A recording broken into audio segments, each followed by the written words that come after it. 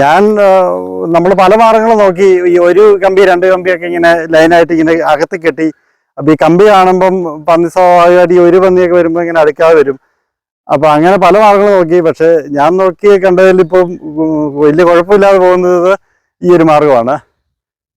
എല്ലാവർക്കും നമസ്കാരം. ഞാൻ കട്ടപ്പനയ്ക്കടുത്ത് വെട്ടിക്കാമറ്റം, ഇരട്ടയാർ വെട്ടിക്കാമറ്റത്തെ ഒരു കുന്നിൻ മുകളിലെ കൃഷിയിടത്തിലാണ്. ഇവിടെ മരച്ചീനി കൃഷി വിജയകരമായിട്ട് നടത്തുകയാണ് ശ്രീ സോജി നരിമറ്റത്തിൽ. നമസ്കാരം. നമസ്കാരം. എങ്ങനെയാണ് ഈ മരച്ചീനി കൃഷി കാട്ടുമൃഗങ്ങളുടെ ഉപദ്രവമില്ലാതെ നടത്തുന്നത്? നമ്മൾ ഈ ഇരുമ്പ് നെറ്റ് മേടിച്ച് ഇടുക എന്നുള്ളതാണ് ഒരു പരിഹാരമായിട്ട് ഞങ്ങൾക്ക് തോന്നിയത്. കാരണം വേറെ ഞങ്ങൾ ഈ ഗ്രീൻ നെറ്റിന്റെ വിലയെ കെട്ടുമായിരുന്നു. പക്ഷെ അത് ഈ ഒരു പന്നിയൊക്കെ വരുമ്പോൾ കുഴപ്പമില്ല. ഈ ഒന്നിലധികം 8ഉം 10ഉം ഒക്കെ വരുന്ന അമ്മമാരത് അടിച്ചു പൊളിച്ച് കയറി ഒരു 2 പ്രാവശ്യം വന്നാൽ ഇത്രയും കപ്പ തീർത്ത് കൈ തരും.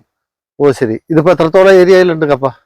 ഇത് ഒരു 30 സെന്റ്, പിന്നെ അപ്പുറത്ത് ഒരു കുറച്ചുണ്ട്. അത്രേ ഉള്ളൂ. പക്ഷെ 2 പ്രാവശ്യം വന്നു കഴിഞ്ഞാൽ അത് തീർത്ത് തരും. അപ്പം ഇങ്ങനെ എന്തെങ്കിലും സംവിധാനം വർഷത്തിൽ 2 പ്രാവശ്യം വന്നാൽ പോലും പറിച്ചു കളയും. ഇത് ചെയ്തതിന് ശേഷം ഇവിടെ ഉപദ്രവമില്ല? ഇതിനകത്ത് കയറിയല്ല. ഇപ്പൊ ഇതിന്റെ ഈ പ്രത്യേകത എന്താ? ഈ വലയുടെ ഒരു പ്രത്യേകത ഇത് നമുക്ക് ആദ്യം ഒരിച്ച ചിലവ് വരും. ഒരു റോളിന് വരുമ്പോൾ ഏകദേശം 2000 രൂപയോളം ചിലവ് വരുന്നതാണ്. അപ്പൊ കപ്പ കൃഷി ചെലവേറിയതായി മാറി. ചെലവേറിയതായി മാറി. അപ്പൊ ഇതിങ്ങനെ ഇട്ടാൽ കേറത്തില്ല അല്ലേ? ഇല്ല ഇല്ല. ശരി. ഇതുവരെ കയറിയിട്ടില്ല.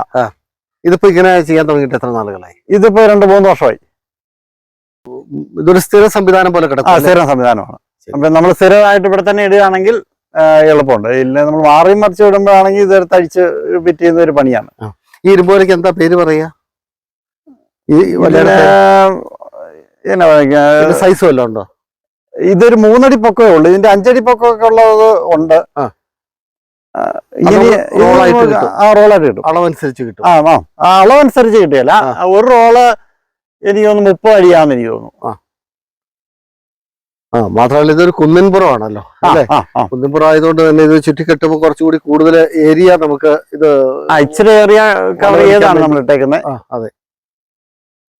അപ്പൊ എന്തായാലും താങ്കൾ 2 വർഷമായിട്ട് ഇങ്ങനെയാണല്ലേ? അതെ അതെ. എത്ര വർഷമായിട്ട്? 2-3 വർഷമായി. 2-3 വർഷമായിട്ട് സോജി നരിമറ്റത്തിന്റെ കപ്പ കൃഷി ഇങ്ങനെ വേലി കെട്ടിയാണ്. വേലിയെന്നല്ല, നല്ല ബലമുള്ള അല്ലേ?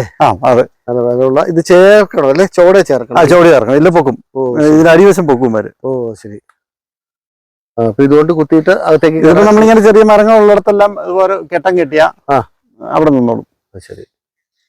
അപ്പോ കപ്പ കൃഷി സംരക്ഷിക്കാനുള്ള മലയോര മേഖലയിലെ ഒരു മാർഗമാണിത്. പല മാർഗങ്ങൾ കർഷകർ അവലംബിക്കാറുണ്ട്.